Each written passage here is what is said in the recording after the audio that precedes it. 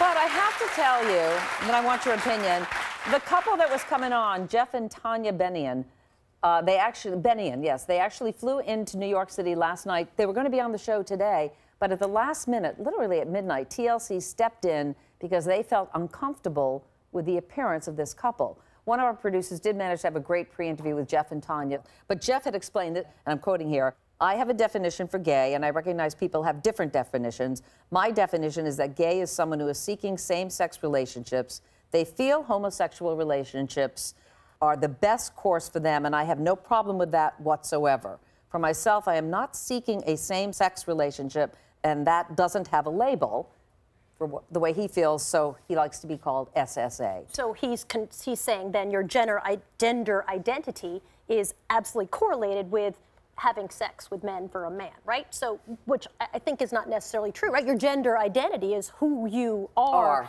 at heart. So it seems to me like this brand new category, SSA. That's what it is. They created this category. Is it to avoid that word of gay? Because in the Mormon church, if you say you're gay, you're out. You're out. And they do not want to leave their church. And it works for this couple. And I'm not going to judge this couple, but that's what they believe.